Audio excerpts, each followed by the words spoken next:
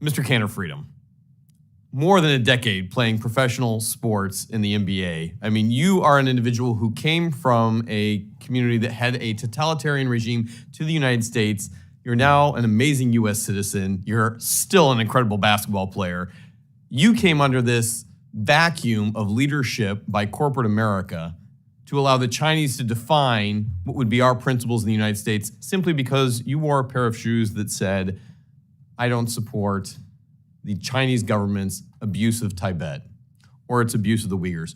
Who specifically did you feel the most pressure from? Was it someone in China or was it somebody happening right here in the United States?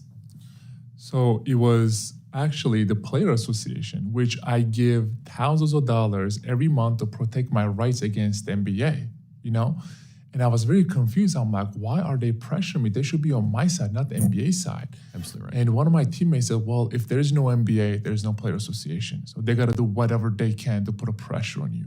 Even one point, I was talking to someone from the NBPA, the Player Association. They said, if you don't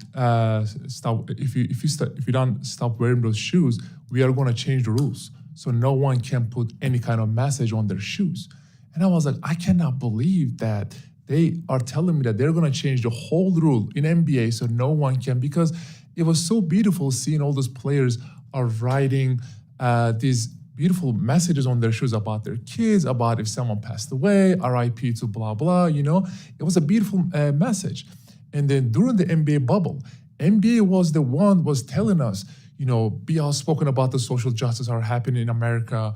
They put the BLM logos on the floor. They put the phrases behind our jersey, which was controlled by the NBA. We couldn't pick what we wanted to pick and stuff. So Adam Silver was the one telling all the players, hey, just go out there and speak, give interviews and stuff.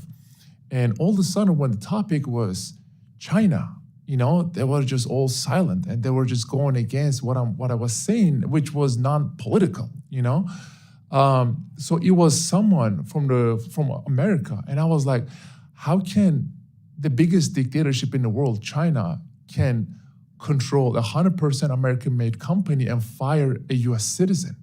And I would just keep asking that question to myself. I was like, are we really free?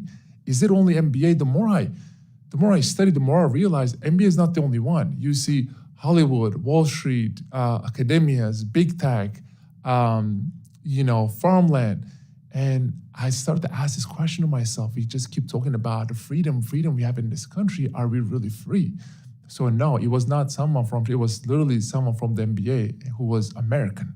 So, Mr. Kanter Freedom, you highlight the story of wearing free Tibet shoes. As an amazing NBA player, you were didn't play a single game when you wore those shoes.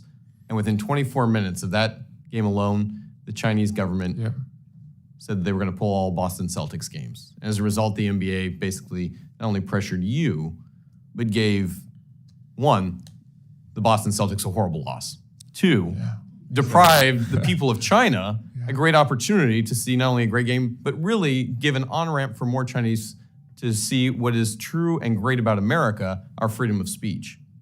But three, perhaps worst of all, we saw an American institution who wraps itself in the flag and is proud to stand on every social issue for the voice of, as you highlighted, our First Amendment freedom of speech rights, but then muzzles our own American population because of a hopeful pot of money coming out of China to keep them going. This is frustrating not only on multiple levels, and Mr. Fish has highlighted this. This is the soft power that China controls all over the world.